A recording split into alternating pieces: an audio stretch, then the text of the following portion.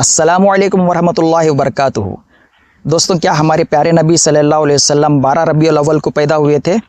नहीं दोस्तों, हरगिज़ नहीं। इसकी कोई भी सनद सही हदीस से साबित ही नहीं है कि हमारे प्यारे नबी सल्लल्लाहु अलैहि वसल्लम 12 रबीउल अव्वल को पैदा हुए थे। ऐसा कोई सनद से साबित नहीं है।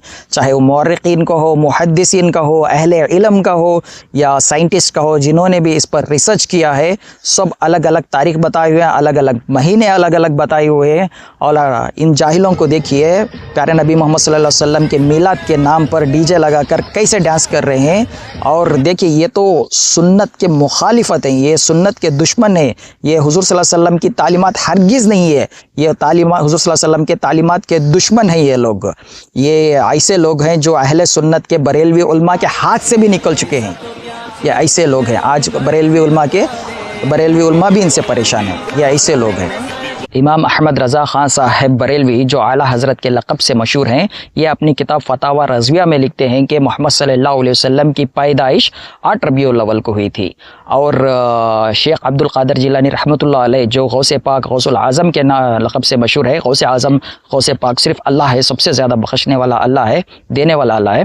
तो अपनी किताब में लिखते हैं, गुनियतुत तालिबीन है, तो उसमें वो लिखते हैं आप सल्लल्लाहु अलैहि वसल्लम की पैदाइश 10 मुहर्रम को हुई थी। 10 मुहर्रम को हुई थी। यहाँ पे डेट भी चेंज हो गया और महीना भी चेंज हो गया। और शेख अब्दुल क़ादिर जिलानी रहमतुल्लाह अलैह के बारे में कुछ लोग अक़ीदा ऐसा रखते हैं, वो सारी दुनिया को ऐसे देखते हैं जैसे राई का दाना हथेली में रखा हुआ, और जैसे देखते हैं ऐसे देखते हैं।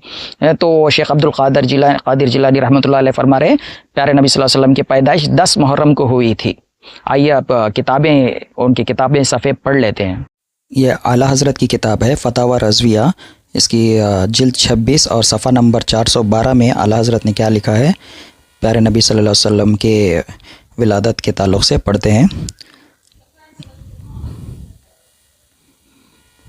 देखते हैं 412। हाँ, ये आ गया। तो इसमें आला हज़रत ने लिखा है, अक्सर मुहद्दिसीन और मौरख़ीन का नज़रिया यह है कि विलादत सआदत 8 तारीख़ को हुई। तो बीच में यहाँ पे फिर लिखे हैं, मैं कहता हूँ, यानी आला हज़रत कहते हैं, हमने हिसाब लगाया तो हुज़ूर अकरम सल्लल्लाहु अलैहि वसल्लम की विलादत बरोज़े पीर मुबारक की 8 तारीख़ को बनती है। देखिए, आला हज़रत के हिसाब से प्यारे नबी सल्लल्लाहु अलैहि वसल्लम की जो विलादत हुई है वो 8 तारीख़ को हुई है। वह हज़रत शेख अब्दुल क़ादिर जिलानी रहमतुल्लाह अलैह की, जिनको गौसे पाक भी कहते हैं, गौस सिर्फ अल्लाह है, तो इनकी किताब है गुनियतुत तालिबीन। अगर इनकी किताब हम पढ़ेंगे सफ़ा नंबर 536, तो इसमें इन्होंने लिखा है, एक चैप्टर लेके आए हैं, और वो चैप्टर आशुरे के जो फ़जीलत है, उस 10 मुहर्रम की फ़जीलत है, तो उसके सिलसिले से लेकर आए हैं। तो पढ़ते हैं क्या लिखा है। 536, हाँ, ये आ गया। तो इसमें कई फ़जीलत बयान करते हुए लिखते हैं, इस दिन हज़रत यूनुस अलैहिस्सलाम को मछली के पेट से बाहर निकाला गया। हज़रत ईसा अलैहिस्सलाम को उसी दिन आसमान पर उठाया, यानी 10 मुहर्रम को। और 10वां, हमारे नबी करीम सल्लल्लाहु अलैहि वसल्लम की विलादत इसी दिन हुई, यानी कब फरमा रहे हैं, 10 मुहर्रम को फरमा रहे हैं हुज़ूर सल्लल्लाहु अलैहि वसल्लम की पैदाइश। और इब्ने कसीर रहमतुल्लाह अलैह सीरतुन नबुव्वा का दलाइल देते हुए कहते हैं कि हुज़ूर सल्लल्लाहु अलैहि वसल्लम की पैदाइश 2 रबीउल अव्वल को हुई थी। और इजिप्ट के एक बहुत बड़े साइंटिस्ट और मुअर्रिख और मैथमेटिशियन भी हैं, एस्ट्रोनॉमर, जो फ़ल्कियात में माहिर हैं, उन्होंने अपनी एक पूरा रिसर्च किया, इस पर कैलकुलेशन किया, जैसे हदीस में मिलता है, ज़ईफ़ हदीस में, ज़ईफ़ तो नहीं है लेकिन उम्मत का इजमा है कि हुज़ूर सल्लल्लाहु अलैहि वसल्लम का पैदाइश जो है आमुल फील वाले साल हुआ था, यानी हाथियों वाला साल में हुआ था। तो इसके हिसाब से सन 571 ईस्वी में 19 अप्रैल, 20 और 21 अप्रैल के सारे डेट्स को उसमें उन्होंने अपने मैथमेटिक्स कैलकुलेशन के हिसाब से किया। तो 12 रबीउल अव्वल पीर के दिन बैठता ही नहीं है, जबकि हुज़ूर सल्लल्लाहु अलैहि वसल्लम की सही हदीस है कि आप सल्लल्लाहु अलैहि वसल्लम ने फरमाया, आप सल्लल्लाहु अलैहि वसल्लम पीर के दिन पैदा हुए। तो उन्होंने अपनी क्या लास्ट में रिसर्च के बाद कंक्लूड किया है, लिखा हुआ है कि हुज़ूर सल्लल्लाहु अलैहि वसल्लम की पैदाइश 9 रबीउल अव्वल को हुई थी। तो ये हो गया। और इब्ने इसहाक़ रहमतुल्लाह अलैह जो एक ज़ईफ़ हदीस लेकर आते हैं, उसमें भी है कि आप सल्लल्लाहु अलैहि वसल्लम की पैदाइश 12 रबीउल अव्वल को हुई थी। तो तारीख़ीन के, मुअर्रिख़ीन के, मुहद्दिसीन के, अहले इल्म के الگ الگ اقوال ہیں، الگ الگ مہینے ہیں، الگ الگ ہیں.